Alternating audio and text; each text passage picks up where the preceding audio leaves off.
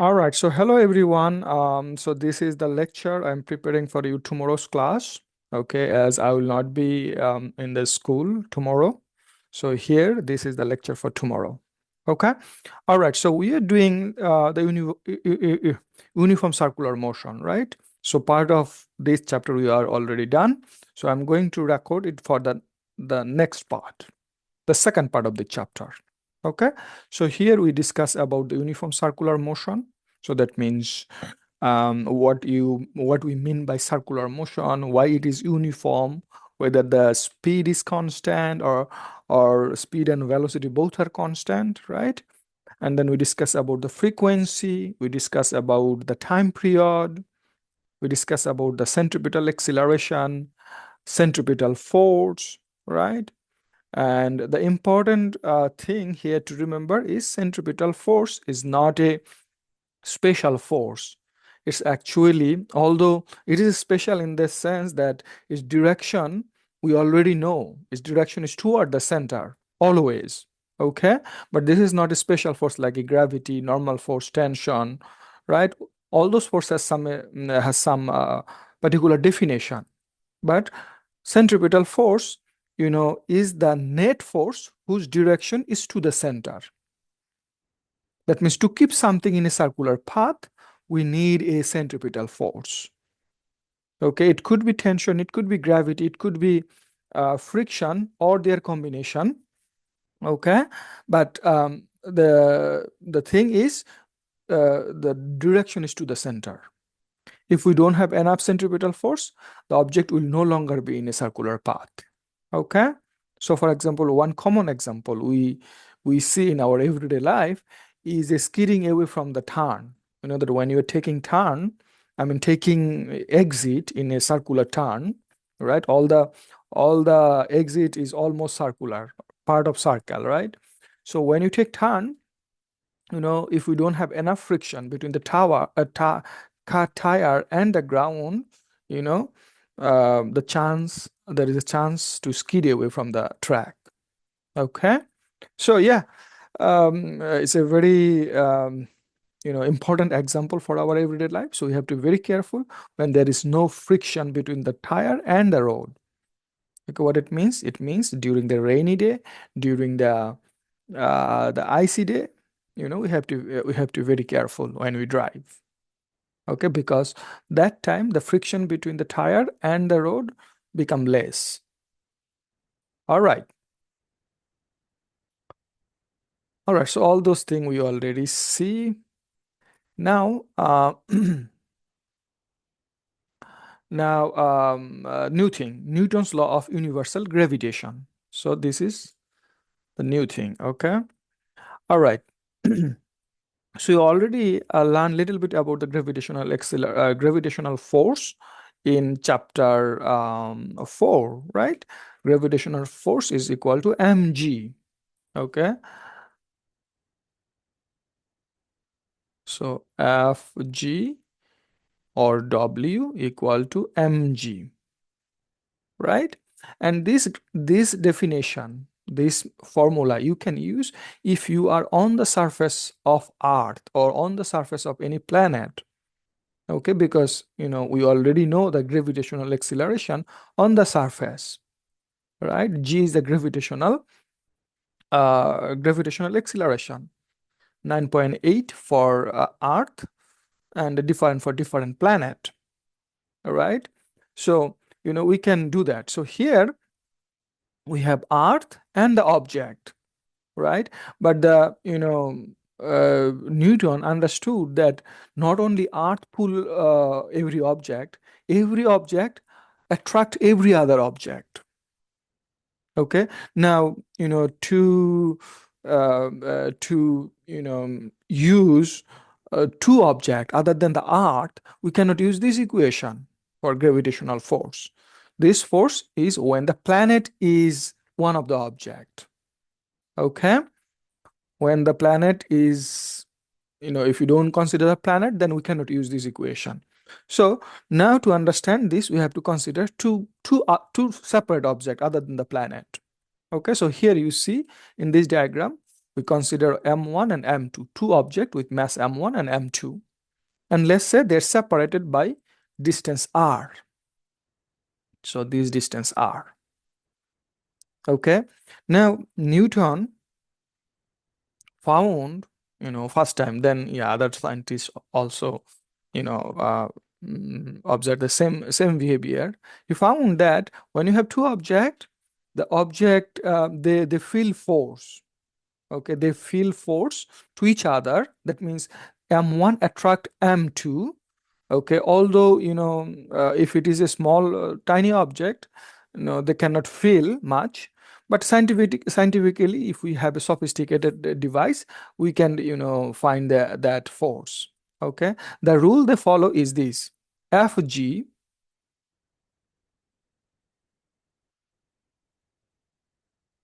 okay, so Fg is proportional to both M1 and M2. So that means if M1 or M2 increases, okay, the gravitational force Fg increases. Okay, this is also proportional to, actually inversely proportional to r square, the distance square. Okay, so that means if you increase the distance, force decreases. And that makes sense, that when you are moving away from something, the effect of that something is less, right? So that means if you are close, you feel more force. If you are away, you feel less force. Okay. The second one, Fg is equal to, I mean, proportional to 1 over r squared, tells us about that. Okay. Now, if I combine these two, okay, these two equation, I get something like this: Fg equal to G. So here we use a capital G, a proportionality constant. Okay, Newton and other scientists realize that to make it work, we need a constant G, capital G. So don't confuse between this small g and capital G. Okay, so here G is a constant. G, the value of G is this 6.67 times 10 to the power 11, negative 11 in Newton meter square, kilogram square. Okay. All right. So this is the Newton's law of universal gravitation. And Newton tells us that every object, no matter whether it is in the Earth or in any other planet, okay, or one object may be in this planet, one object may be another planet. So the rule is every object, okay, attract every other object by this rule, by Newton's law of universal gravitation. Okay, but for this course we are not going to in other planet. We'll be focusing around us. Okay, we'll be considering two objects around us. Okay, now before I go to the next topic or next thing, doing some problem, let's see this simulation. All right, so that this tells us this equation, right? This equation tells us it depends on M1 and M, sorry, yeah, so it would be M2, right? It's not M, so it would be M2, right? All right. So if you increase M1 or M2 or both, then this value, the gravity increases, gravitational force increases. Okay, so in this simulation, we can show that. So let's say we have M1 and M2. Okay, right now M1's mass is 100 kilogram and M2's mass is 400 kilogram. And each of these feel this force. Okay, this is actually calculated by using this equation. Okay, because we know already the distance between these two, we know the mass one, we know the mass two, right? So we already know everything. So plugging these values in this equation, we get this number.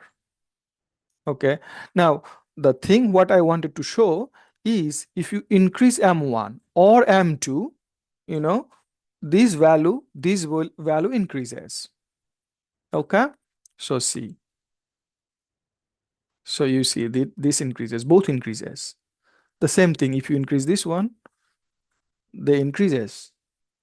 Okay, so either m1 or m2, if you increase, the gravitational force increases. Now another thing I want to show is, if you decrease, I mean if you increase this distance between the two, this number will decrease. Okay, so let's see. Now it is like a 943,548. If I move it, you will see that it decrease. Okay, so it makes sense because now r is in the denominator, not in the numerator. Okay, all right. So force is a vector quantity. So this value gives us the magnitude, and the direction is toward each other. Okay, and another interesting thing here, you see that this number and this number both are the same. Okay, because when you calculate the force, for both, we have to use this equation. And in both cases, we have m1 and m2, right? So that's why we get the same value. So these feel the same amount of force as this one. Okay, so here you see. Okay, but their direction are opposite, because these are attractive force. No, attractive force means the direction will be toward the other object. Okay, and that's why this direction is toward the right and this direction is toward the left. Okay, all right. So here you see, and this is basically Newton's third law of motion, right? Every action has an equal and opposite reaction. And here you see we have two objects, right? Remember that when we discuss about the Newton's third law of motion, we needed two objects. Okay, the force is equal, the magnitude is equal, but the direction is opposite. So here we have two objects, the same amount of force, the same magnitude of force, but their direction is opposite. So you see that how one concept is related to the other concept. Okay, so now let's look at this graph. Okay, so if at a distance r, if the force is equal to F, if you move your if you make the separation twice r, okay, so twice r, this force will be decreases by 4, by a factor of 4. Why? Because here you see we have r square. Okay, because it is inversely proportional, it should decrease. Okay, but because why it is 4, we increase r by 2, decrease by 4. Why? Because here 2 square is 4. Right, so that's why you see that here. If you increase the separation by 3 times, 3r, then 3 square is 9. So the force is decreased by a factor of 9. Okay? All right. Now let's see what is the connection between this one and this one. Right? Now we have two equations for the gravitational force.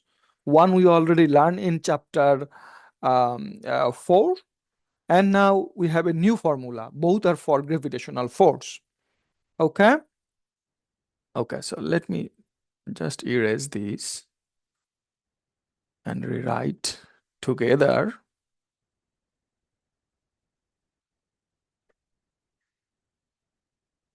All right, so we have this equation for gravitational force from chapter 4. Now we have a new equation, and that is equal to this.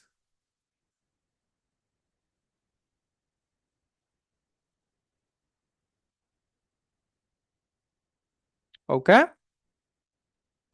All right. So,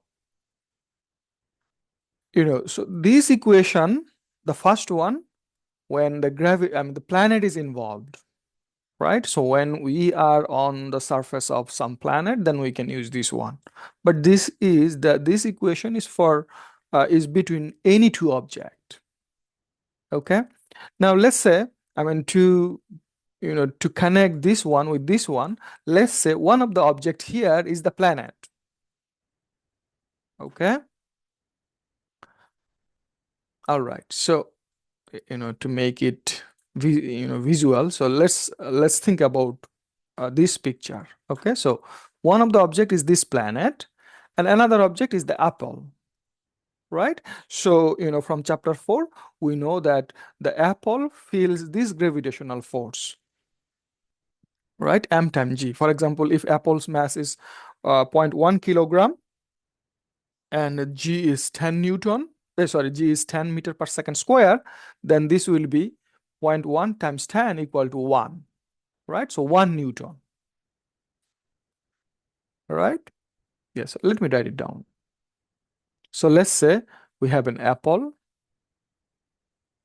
and mass of an apple is zero point 0.1 kilogram, 0.1 kilogram. And for simplicity, let's say g equal to 10. Okay, then this will be 1 newton. All right. Now,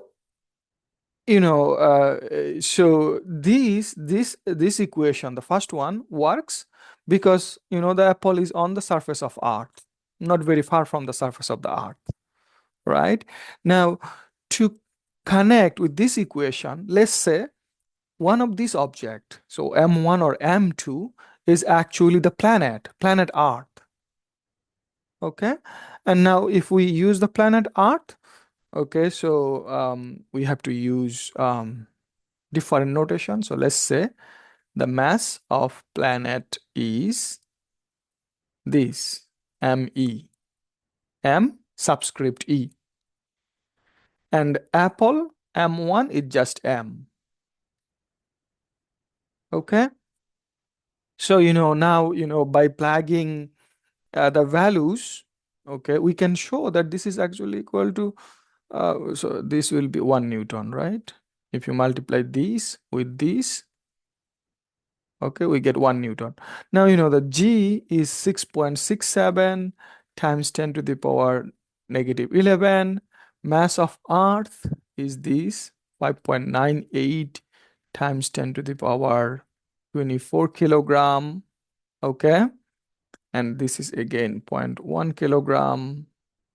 Okay, and then r, so here r is actually the radius of the planet. So from here to here, the distance between the apple and the center of Earth is basically the radius of Earth, and that is actually equal to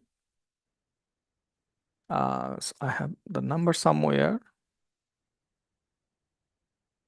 Yeah, 6.37 times 10 to the power 6 meter, right? Now, if you plug all these values, okay, if you plug all these values here in this equation, okay, you you again get this is equal to 1 newton.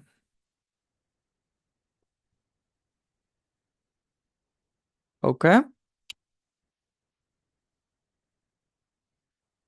so you see that how they're connected, two different formula.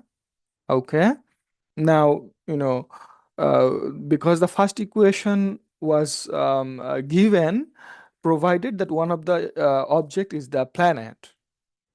Okay, now the second equation is any two arbitrary object. If you replace one of the object by the planet, then we can get back the same thing what you get in W equal to mg equation. Okay, so the two things are connected with each other. All right, now let's focus on this thing. So we are, let's say, at the surface of Earth, something like this apple, or let's say this Newton, right? You probably know about the Newton story, right? So Newton was resting under the apple tree, and an apple fall, right? And then he thought about these equations, this law, Newton's laws of universal gravitation. Okay, so that's why I draw this picture. All right, now let's say we are on the surface of Earth. Okay, so we can use our equation like this: Fg gravitational force for apple, and that is equal to mg, right? And we can also write this: G m earth, apple, and then r square. Okay, so this r square is this radius from here to here. Apple is on the ground. So from here to the center, from the center of the apple to the center of the earth. So that means that is the radius of the earth, right? So then these two equations are exactly same. And we already see in the, I erased the calculation here. They're exactly same. So I can equate them, right? I can write mg is equal to this,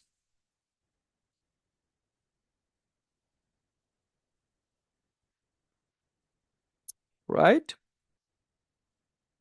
Now here you see that in the left and right we have m. So we can cancel these two, okay? So what we get? We get an equation for g,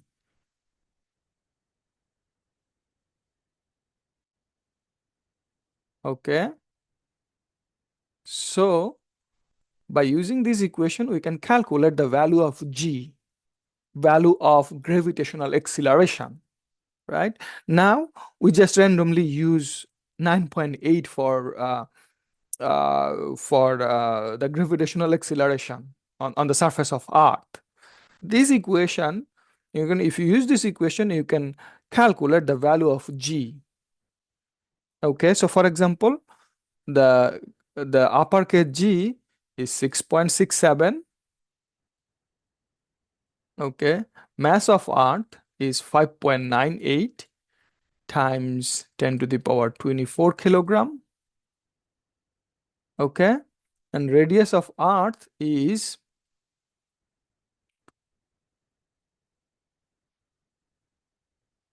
6.37 6.37 times 10 to the power 6 meter. Now, if you plug all these three values here in this equation, you get 9.8 meter per second square. Okay, so here you see, I already do it for you. Okay, so 6 points, so this is G, and then this is, okay, so here I use 9.7, okay. Okay, 5.97, 10 to the power 24, and then this is the radius of Earth. So it's basically this equation, right?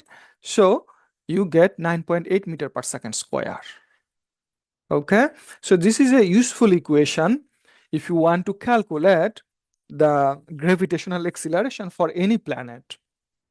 Okay, so for example, if you want to calculate the gravitational acceleration for moon, so we need this equation. Okay, now what we need the mass of moon and then radius square of moon. So if we know the moon's mass, if we know the radius of the moon, then we can easily calculate the gravitational acceleration. Okay, the same thing if you want to calculate um, these for the Mars. Okay, so this is for moon. If we want to calculate this for Mars, the same thing. If we know the mass of the Mars, if we know the radius of the Mars, okay, we plug it here, we can calculate the gravitational acceleration. Okay, all right.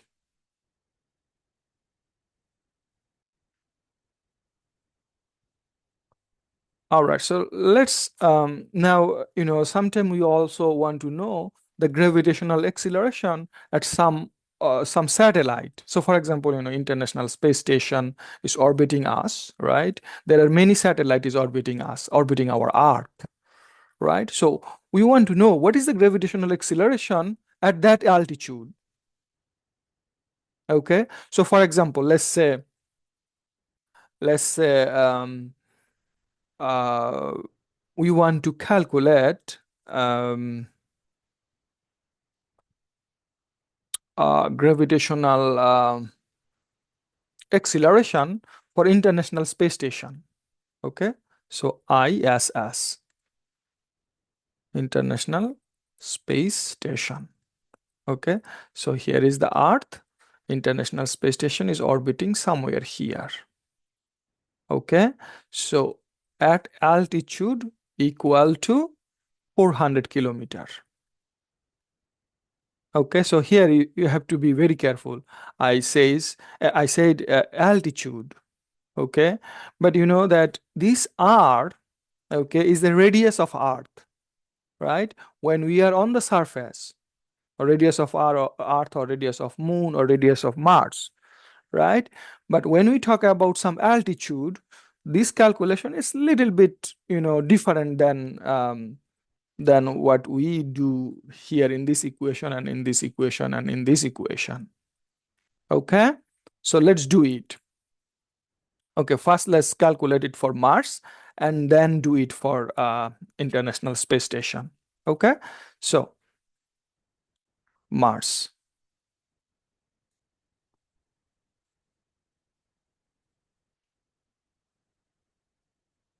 All right. So G for Mars, I mean G for everything is 6.674 times 10 to the power 11. Mass of Mars is this value. Okay, and then radius of Mars is this value, right? So we know everything. So we know the value of G, the gravitational constant.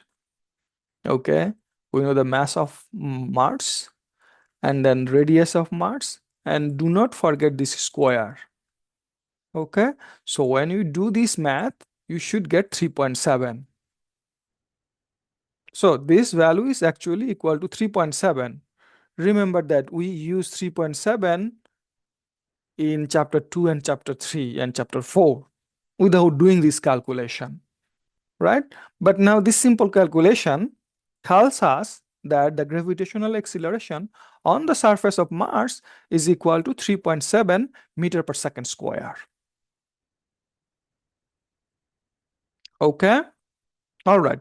So same thing we can do it for Moon. If I give you the Moon's mass and radius of Moon, you can just plug it in the same equation. Okay, and you can calculate the gravitational acceleration for Moon. Okay, all right. Now now we are going to do okay, so yeah, make sure you also do this. Yeah, okay, I'm not doing all the problems, so you should go through all the problems. Okay, yeah. So yeah, so here now I'm going to do the International Space Station. Okay, so when you want to calculate the gravitational acceleration at International Space Station, we have to do little bit differently. Okay, again, the starting point is the same equation, so let me write it down. Okay, first let's erase this.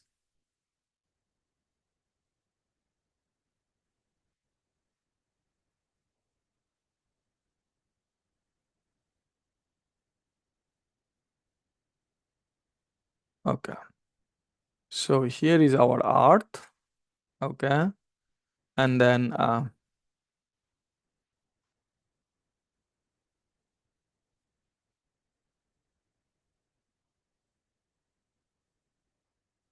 okay, so let's say this is the orbit.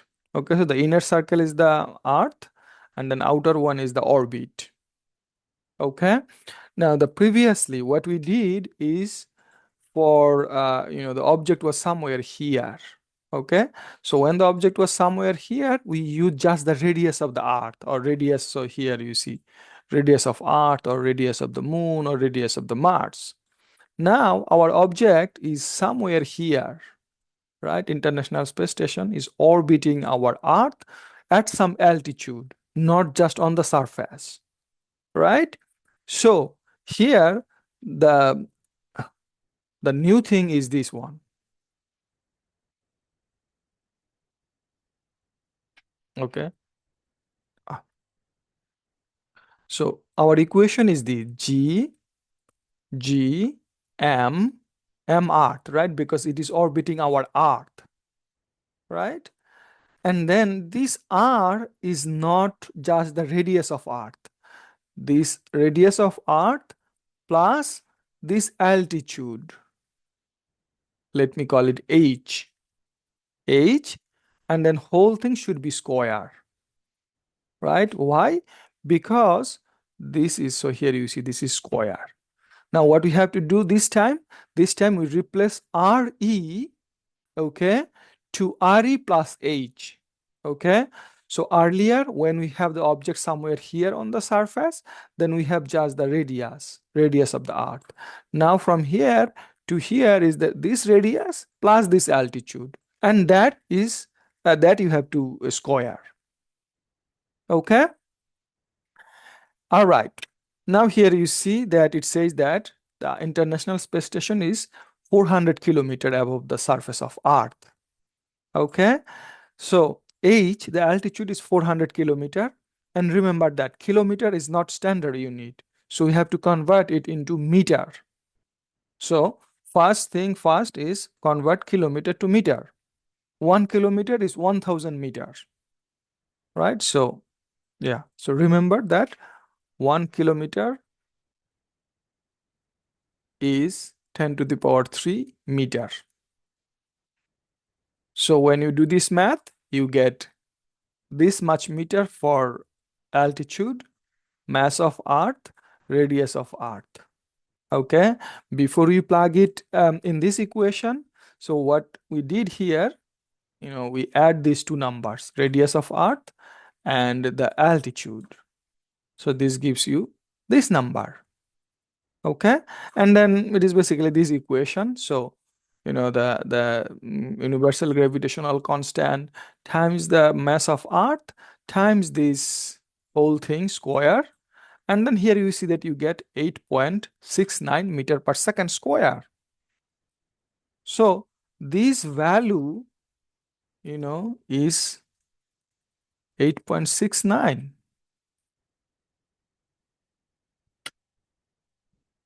Right. So some of you may think that, inside International Space Station, astronaut float, right? You may think that the gravitational acceleration is equal to zero, right? Because they float.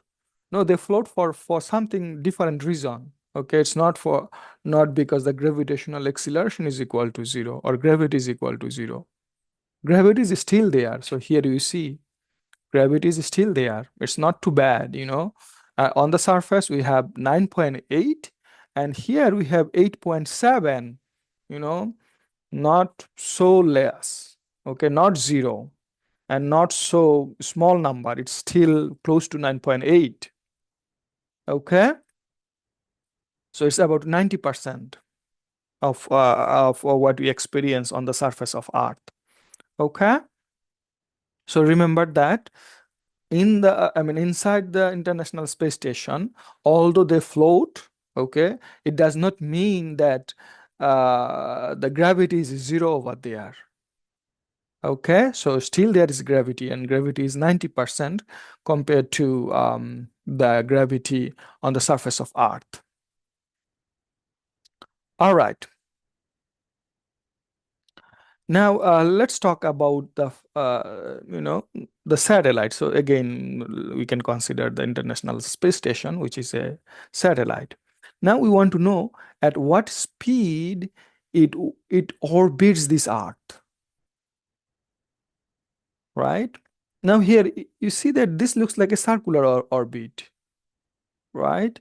And earlier at the beginning of the chapter, we learned that to keep something in a circular orbit, we need a centripetal force, right? Now, for this type of problem, for satellite, when it orbits around a circle around the planet, the centripetal force is provided by the gravitational force. So here, gravity is the physical force that provides the centripetal force. Now we can write, so by knowing that, we can write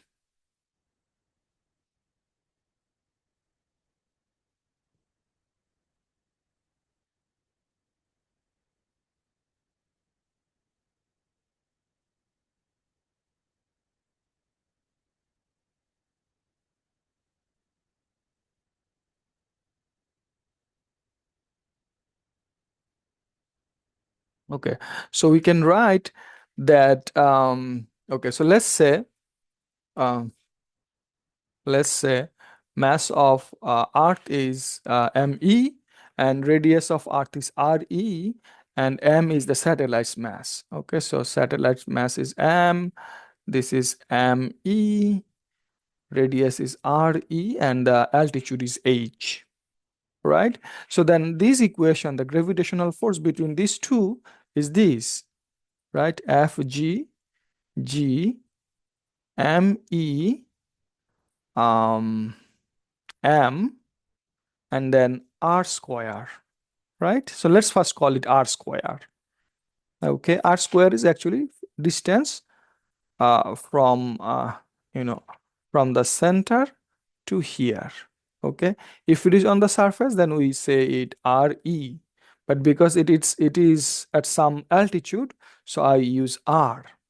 Okay, later we will substitute r equal to the radius of Earth plus the altitude. Okay. All right. So for the time being, these.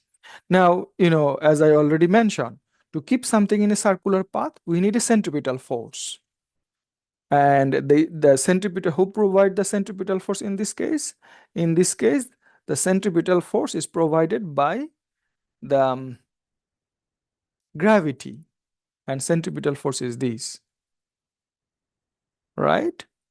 So this is actually this, because centripetal force is provided by the gravity. So we can write m v square over r equal to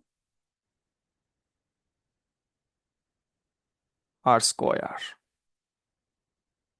Okay. And then some of the thing we can cancel. So you see that small m is common. So satellite mass does not matter. One of the radius is also cancel out, right? So we see that our equation is this.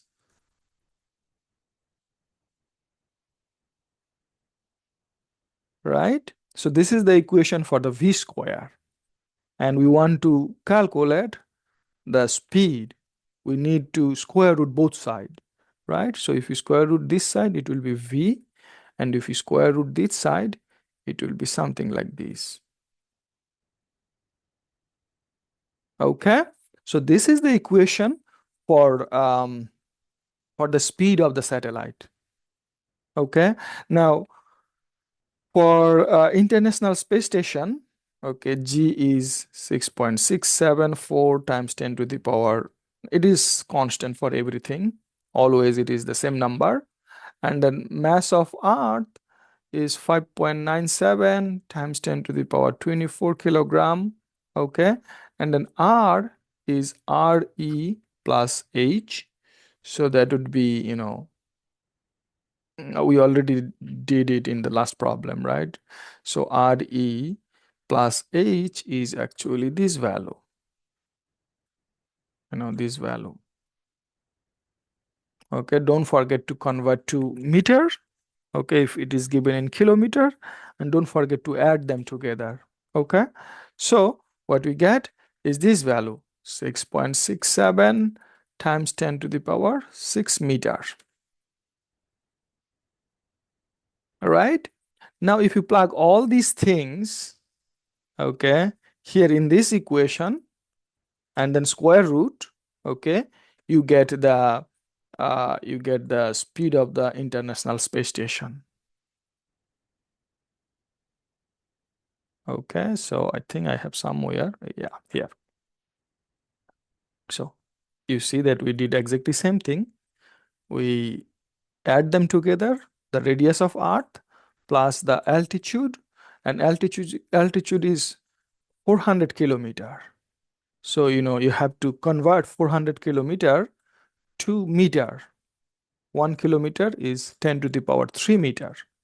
Okay, so what we have here, these are, okay, we already know G, the universal gravitational constant.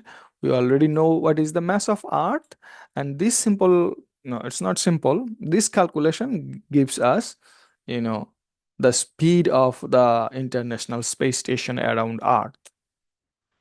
And you see, it is a huge number.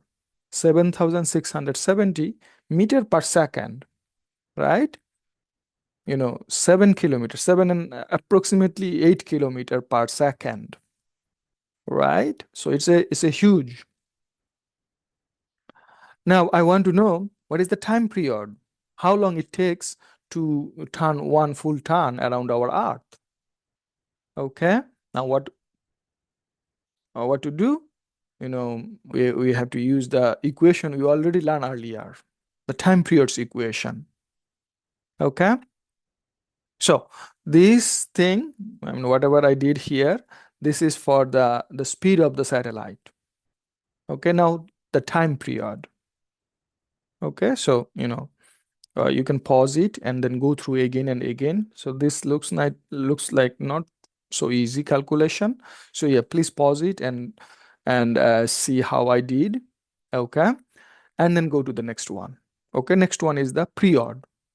Period means the time it takes to cover a full turn. Okay, and we already see in last class.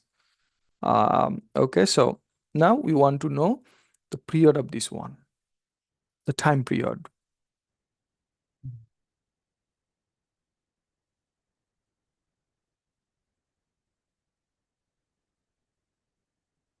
Okay, so time period, what we did earlier is this. We use this equation. So V, we use the definition of the speed. The definition of speed is distance over time, right? And for a circular turn, okay, if the radius is r, distance for one full turn is the circumference, and circumference is 2 pi r. And time here is the time period. So if you do little, if you the cross multiplication and do little simplification, you can write t, the time period, is equal to 2 pi r over v. And then what is r? R is not the radius of Earth. R is not the altitude. R is the sum of these two, the total distance from the center to the satellite. Okay, so many students make mistake here. Okay, so do not do that. Okay, so that means it is actually equal to 2 pi re plus h v. Okay, now if you plug it here, you get this value, 5 5 4 5 second. Okay, so this much second it takes to cover one full turn. Okay, so I mean basically you need this one, but to give an idea, so here I divide this by 60.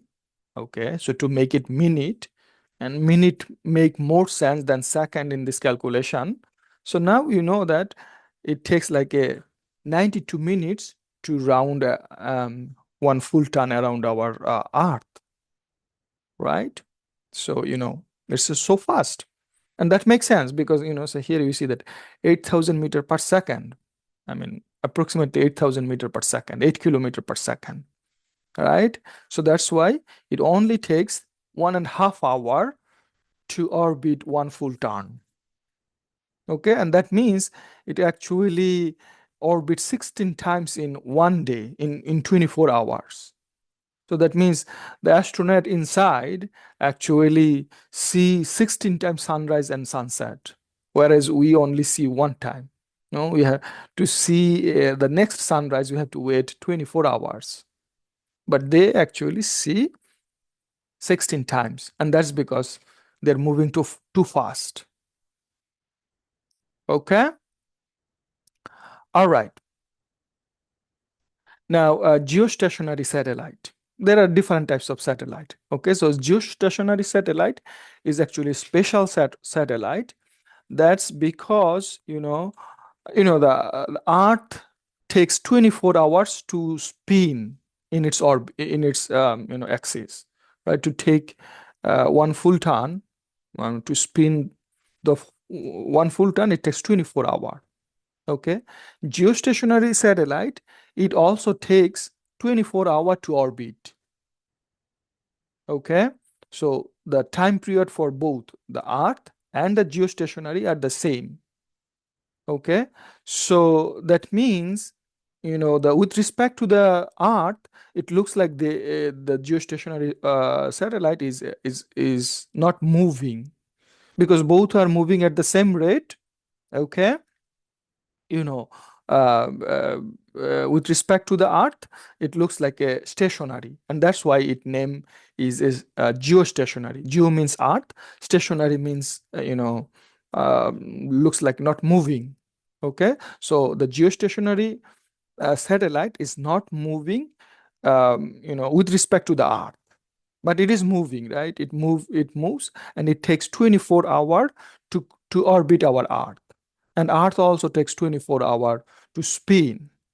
Both time period is 24 hours, and that's why this type of satellite seems they are not moving with respect to the Earth. Okay, and they are actually far orbit satellite. So you don't need to do this calculation, but yeah, I did calculation here to show you. So here you see that it is 42,200 kilometer from the Earth center. Okay, so that means the altitude, it is at this altitude, 35,800 kilometer from the surface of Earth.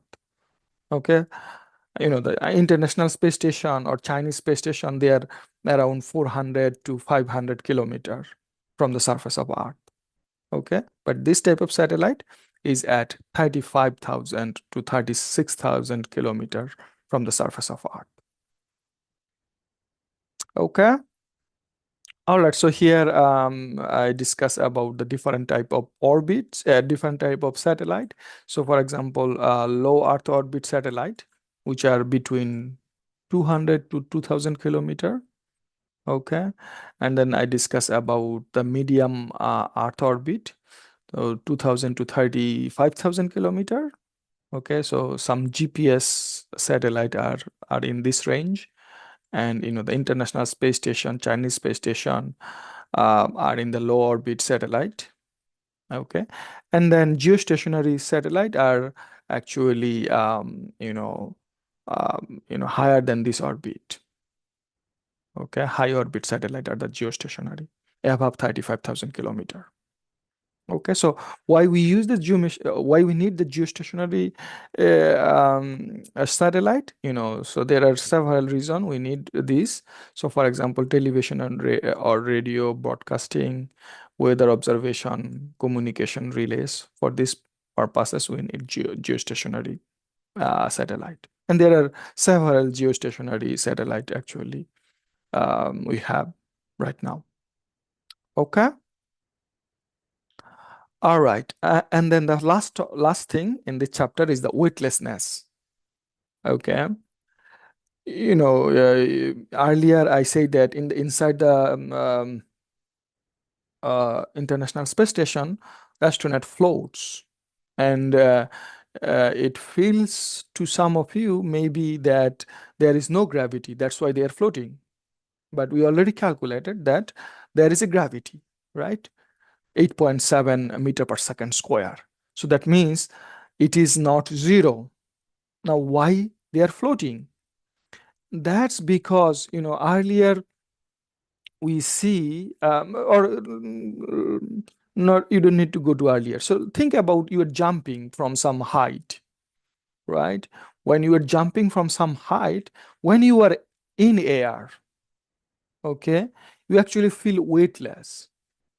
Or for example, if you are in an elevator, and for some unfortunate reason, let's say elevator cables break, so you and the elevator both are in free fall, right? So you are falling with the elevator, so you are inside the elevator, both the elevator and you are in free fall, right? So in that type of in this case, when both the elevator and you are in free fall, you feel actually weightless, you don't feel weight, although your true weight. So if you are, let's say, 50 kilogram, your weight is still 500 kilogram, a 500 Newton, but you feel weightless. Okay, so the same thing there. If someone's mass is 50 kilogram, they have their true weight over there, depending on, if you calculate mg, g is equal to 8.7 meter per second square. So they have their weight over there, but then, the both, the space station and the astronaut are in free fall, but these are different kind of free fall. Okay, so free fall means under the influence of gravity, right? So free fall means, that when you drop something, if it is under the influence of gravity only, then we can call it free fall, right? When we neglect the air resistance, right? And you know that here, when satellite orbits, the only force that influence the motion of the satellite is the gravity only, right? So that means, this is also a free fall, but it is a different types of free fall. Okay, but both the space station and the astronaut inside are under free fall, only under the influence of gravity. Same thing when you drop something. Okay, so when you are surface, when you are close to the surface of a planet, then we just fall down. Okay, and here when something is orbiting the planet at some high speed, okay, then this is a different type of free fall. Okay, and that's why, because both the space station and the person, the astronaut, are in free fall, they feel weightless, but they have the true weight. Okay, they feel weightless, okay, because they are under free fall. So that's the explanation. Okay, so that's it for the chapter. So please watch it. Okay, I will see you next week with a new chapter. And don't forget to submit the chapter's homework. All right.